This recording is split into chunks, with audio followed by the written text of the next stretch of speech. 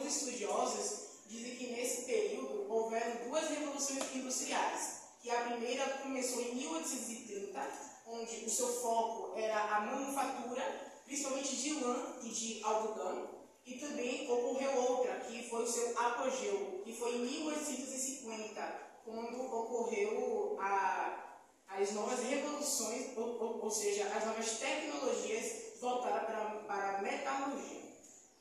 E, consequentemente, também houveram outros fatores, que se a gente for poder ver ali, os fatores foram a formação do capitalismo e também do liberalismo. Isso é desenvolvimentos tecnológicos.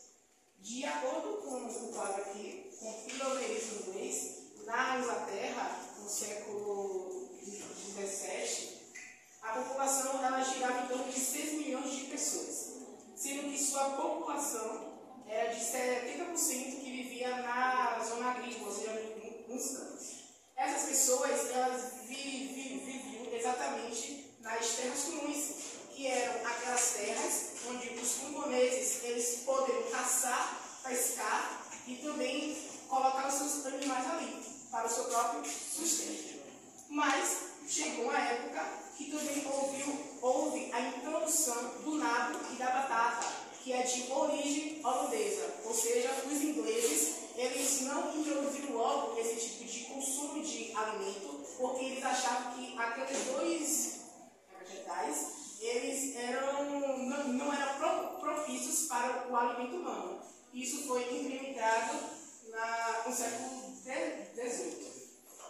E também houve a criação de gado, tanto o bovino, tanto o ovino, que isso fez com que as manufaturas têxteis da Inglaterra ela viesse revolucionar totalmente o modelo fabril que existiu ali. A lã, principalmente, foi o principal matéria-prima para que houvesse a Revolução Industrial. Se a gente for ver aqui, existia também um modelo de redes fluviais, que eram as redes, ou seja, os rios, os leitos de rios, que os ingleses eles vieram, eles cortavam os trechos desses rios para ligar aos portos que existiam lá e também no interior dos estados. Porém, como tudo são flores, os nobres, eles não gostaram muito que essas terras elas existissem lá. Por isso, o governo ele deixou para que essas pessoas elas viessem se apropriar dessas terras que eram os camponeses. Lembrando que os camponeses não eram donos dessas terras. Essas terras estavam lá alheias, ou seja, elas não estava documentado que essas terras eram dos camponeses. Fazendo isso, os nobres vieram nessas terras, eles montaram o cercamento das terras comuns, ou também como foi chamado de enclosure. Isso foi um dos principais marcos da história da Revolução Industrial. Isso foi um dos principais feitos que fez com que a Revolução Industrial ela viesse a acontecer. Por quê? Porque os nobres, eles invadiram essas terras, houve essa invasão de fazer com que os camponeses eles saíssem dessas terras, eles viessem para as grandes cidades que também estavam crescendo, ou para outros lugares, como Leeds, como Manchester, como Londres e outras cidades que haviam ali na Inglaterra. Isso também fez com que essas terras elas fossem alugadas para os arrendatários. Esses arrendatários eram tipo os inquilinos que nós temos hoje, mas naquela época já havia arrendatários. Com o capitalismo entrando mais e mais e mais, os preços eles se aumentaram, as coisas aumentaram demais. Alguns desses arrendatários, os mais pobres, entre aspas, que eles não eram tão pobres como os camponeses, eles chegaram a vendê-las essas terras. E as terras elas passaram a pertencer a menos pessoas, ou seja, as terras elas se concentravam na mão de cada vez menos pessoas. E também foi introduzido nessa época,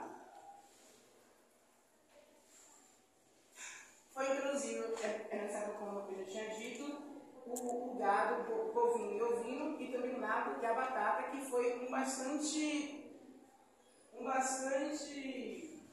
elemento para a Revolução Industrial, que cresceu ainda mais a economia naquela época. Isso fez também com que a sociedade ela mudasse. Boa tarde a todos. Eu estou me referindo agora em relação à divisão dos trabalhos.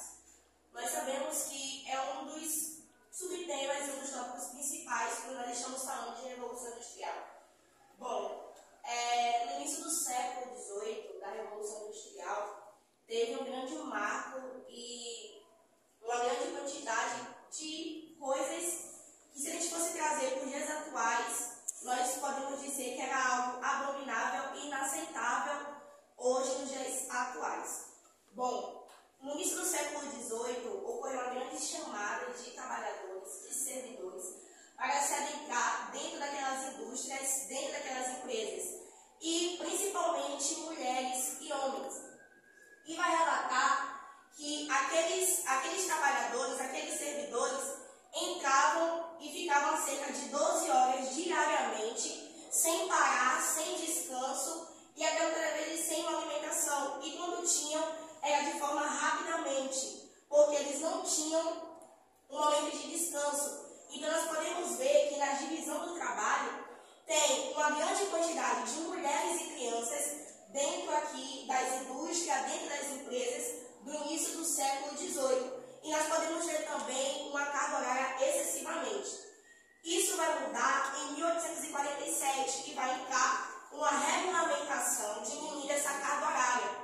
Não sabemos o motivo dessa diminuição, mas nós que somos da área de informação, nós sabemos que não existe muita produção sem qualidade.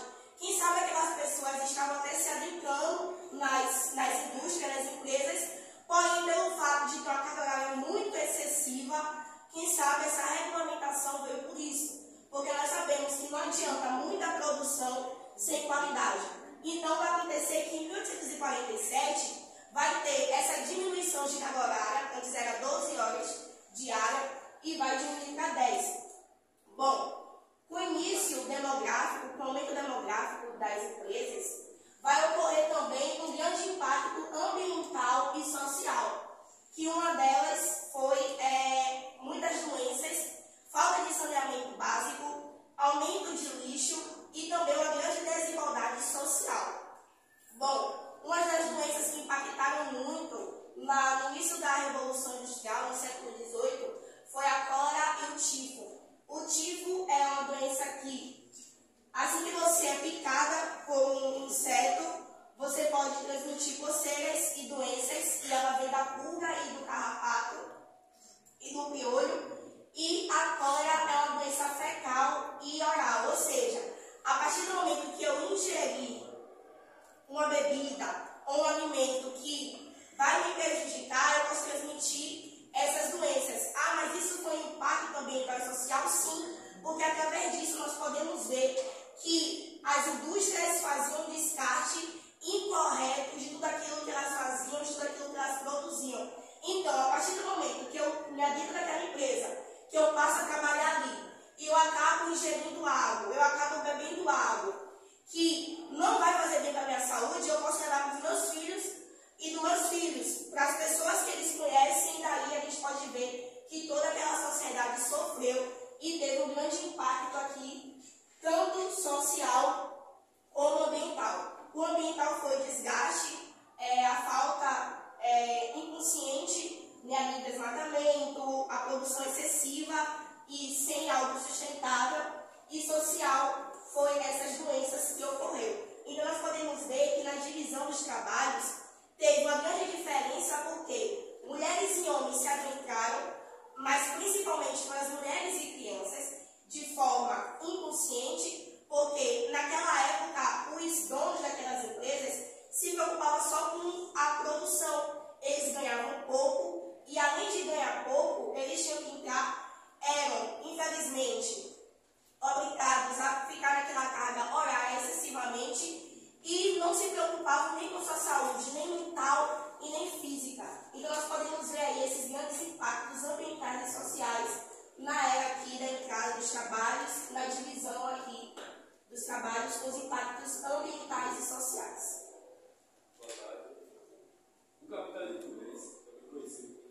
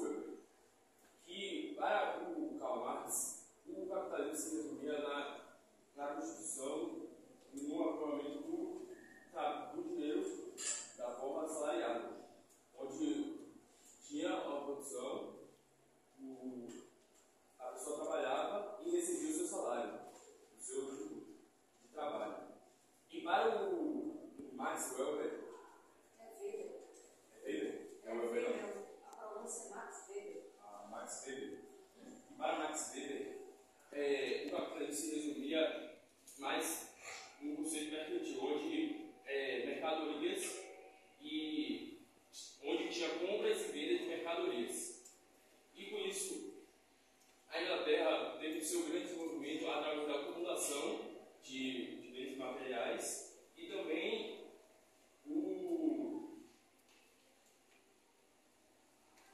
acumulação de materiais e foram principais, tipo, a vitória do desenvolvimento, a acumulação de materiais e a intervenção estatal.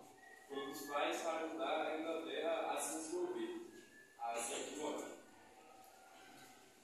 Indo para as máquinas, né, que foram os principais fatores para que a Revolução Industrial acontecesse, viu-se que fosse importante implantar as máquinas desde o século XVI, porque existia uma forte mão de obra, entre aspas, nas minas de carvão e de ferro, e precisava-se que obtivessem máquinas para o seu carregamento através das indústrias e cidades. E também essas minas, elas inundavam demais. Houve-se então em 1712, Thomas Newcomen, se eu não me engano, se pronuncia assim, ele fez a máquina já eram sido criadas, já eram sido testadas, ele tentou aperfeiçoar mais essas máquinas, porém o seu custo que ele tinha aperfeiçoado, os materiais que ele tinha colocado naquela máquina, era muito caro. Por isso essa máquina ela se tornou muito cara. Então, em 1769, vem James White e James Bolton, se não me engano, ele vai lá e cria essa máquina a vapor. Ou seja, a máquina a vapor era praticamente o quê? Ela fazia o vapor para que outras máquinas elas funcionassem, como também foi criado mais para frente outras máquinas.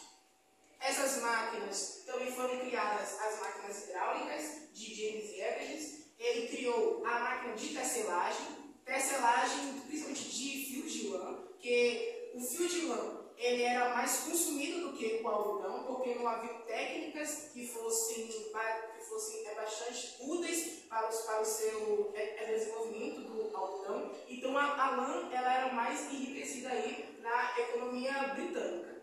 Então a gente pode ver que a máquina de James Everett, ela foi a principal, né? Ela era hidráulica. Então assim, essas máquinas que foram feitas hidráulicas, que elas tinham o seu formato de uso hidráulico, elas eram instaladas mais próximas a rios, principalmente no noroeste da Inglaterra, que era lá que mais existiam esses tipos de máquinas que eram mais próximas aos rios.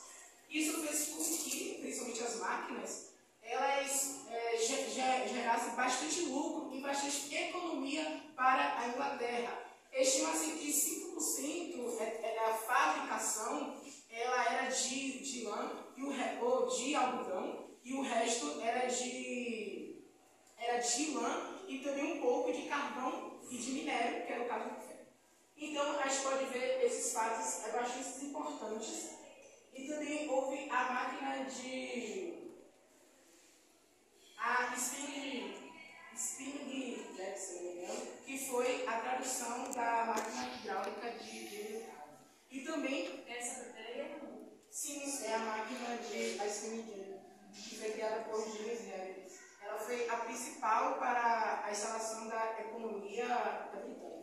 A gente pode ver também que as matérias-primas elas também vinham da Índia e Estados Unidos. Aliás, Estados Unidos foi colonizada pelos ingleses, como já foi dito. Ela foi colonizada pelos ingleses, então eles ainda tinham um tipo de parceria. Isso fez com que as matérias-primas também proveniessem de lá.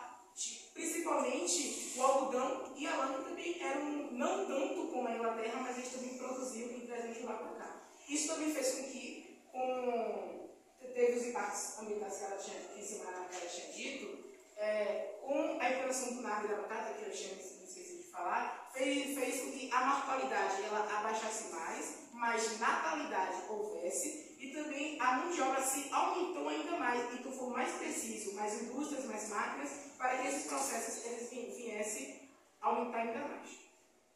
Também no século XVIII, eu tenho a impressão que foi um dos mais, que até hoje está presente, é o liberalismo. O liberalismo pegou em consideração o Adam Smith, que é considerado o pai da economia, pai do liberalismo econômico. O Adam Smith ele fazia crítica ao mercantilismo e ele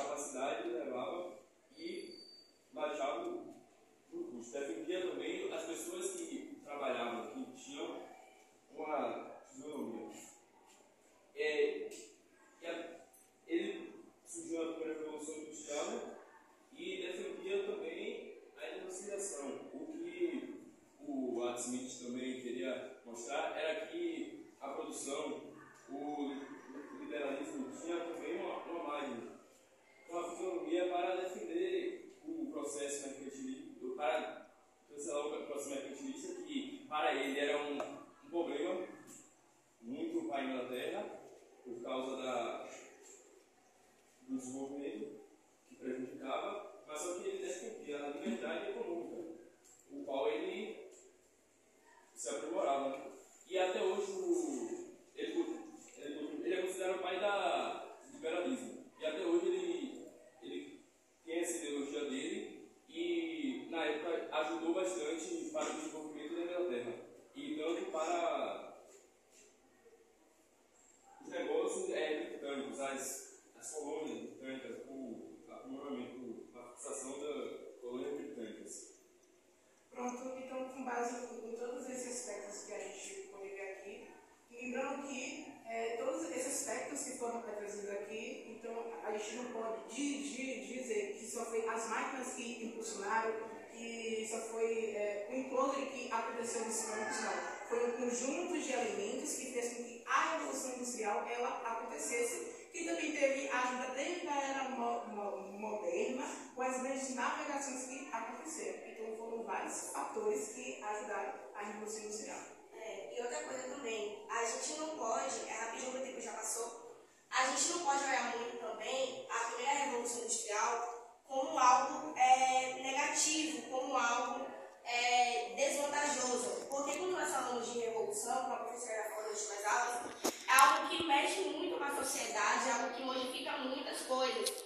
Mas a gente pode ver que a partir da primeira Revolução Industrial teve produção de qualidade, estava no início, estava fazendo adaptação, mas foi através disso aqui que a gente veio com grandes modificações e inovações, tanto hoje para os dias atuais. Sim. Eu queria comentar também que o que ajudou também a formar a primeira Revolução Industrial, que vocês que também sabem, foi o ouro do Brasil. Como a professora tinha mencionado, que na Inglaterra produzia tecidos, negócio de algodão, e o Brasil comprava. Só que por isso o Brasil se dividiu e o Brasil não comprava. O Brasil. Portugal comprava. Isso. E aí acabou trazendo e endividando. E com isso Portugal tirava o ouro de Minas e levava para o pagamento e ajudou também a Inglaterra comprou bens e foi um país bem desenvolvido a fazer isso. Então a gente poderia dizer que uma junção de um elemento de acumulação de riquezas, ao longo de 200 anos a Inglaterra acumulou bastante riqueza com o tráfico atlântico, com o comércio de mercadorias, especialmente os tecidos, né? E internamente com duas ações fundamentais. Uma no campo objetivo, que são os enclosures, os cercamentos de campo, com a maior produção pecuária. E do ponto de vista político, a gente tem a mudança com as revoluções que as meninas falaram na primeira equipe. Deixa de ser uma monarquia absolutista e passa a ser uma monarquia parlamentarista.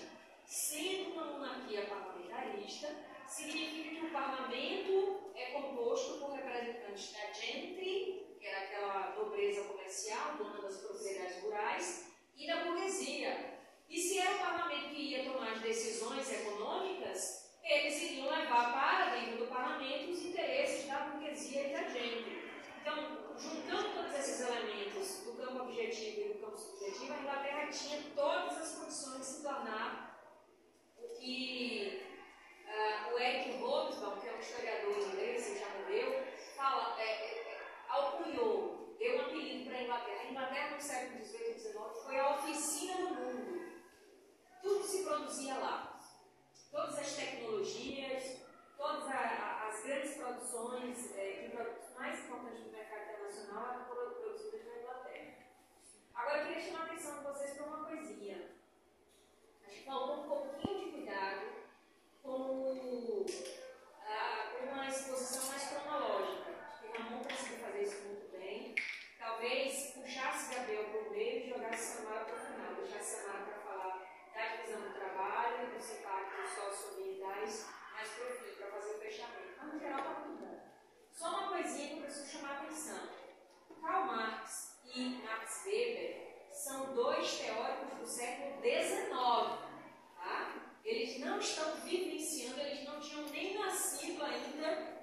durante a primeira Revolução Industrial. Até comentei com vocês no WhatsApp, eles são de 100 anos depois da primeira Revolução. Por que eles aparecem aí no panorama de vocês? Porque eles são sociólogos, são considerados pais da sociologia. Antes disso não tinha nenhuma ciência que se dedicasse a estudar o funcionamento da sociedade. Tinha o naturalismo, tinha a medicina, tinha a física, tinha a matemática, mas não tinha sociologia. Sociologia foi uma ciência inventada no século XIX. A história também, a geografia também, a antropologia também. E eles dois, junto com outro cara, um terceiro sujeito chamado Emile Durkheim, são considerados os precursores ou os pais da sociologia. E eles dois, em específico, eles se preocupam em entender que sociedade é aquela que eles estão vivendo no século XIX, com uma quantidade imensa de pessoas, como você falou, Samara, jogadas dentro da indústria, formando os chamados proletariado ou operariado. Como é que isso apareceu, se antes não existia? Como é que essa sociedade passou a funcionar a partir da introdução de novas tecnologias, que Karl Marx chama de força de trabalho, as inovações técnicas inseridas à produção em larga escala, o fomento ao consumo? Como é que essa sociedade funciona? Então, os dois vivem no século XIX, tá? Karl Marx é prussiano de origem, ele é alemão de nascimento, mas ele vai muito cedo para a Inglaterra, ele vai morar lá porque ele está sendo bancado por um amigo dele, que é um inglês, que é o Friedrich Engels, e o pai de Engels, o pai desse amigo de Marx, era dono de indústria. E aí Marx disse assim, vou unir o útil ao agradável, vou aproveitar que meu amigo está me dando uma força para eu sustentar meus filhos, e vou fazer uma análise desse lugar, que é a Inglaterra, onde a Revolução Industrial aconteceu primeiro, e onde as indústrias estão em maior quantidade, em maior volume. Então eu vou ver de perto como é que isso tudo funciona. Então ele tem um livro chamado O Capital, que ele desenvolve ao longo de 40 anos, são 3 tomos, 3 volumes gigantescos, é difícil pra caramba de ler, mas se um dia vocês tiverem curiosidade, é bom.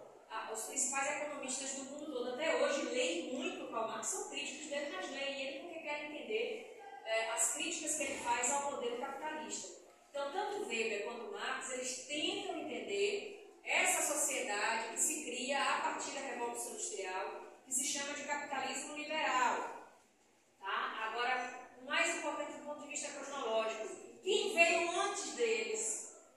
Quem já no século XVIII estava fazendo uma crítica à economia mercantilista e sugerindo uma economia liberal? O Smith, o escocês. Então, antes de tudo é ele. Ele tem um livro chamado A Riqueza das Nações, é o nome do livro dele. É um livro lido ainda hoje pelos economistas do mundo todo. Nesse livro, o Adam Smith, ele diz assim, olha, as riquezas do mundo todo são infinitas. Agora, o que as pessoas precisam? De liberdade para correr atrás de riquezas, de produzir essas riquezas, de agregar valor a elas. Então, esse negócio de Estado, de rei, está se metendo, estabelecendo regras para a economia, é um horror. Isso vai impedir que a economia se desenvolva. Segundo ele, já que as riquezas são infinitas e precisa de liberdade para a indústria das riquezas, para explorar essas riquezas, é necessário que o Estado permita que a mão livre, ele chamava de mão invisível, a mão invisível do mercado, coordene os trabalhos da economia, e não o Estado estabelecendo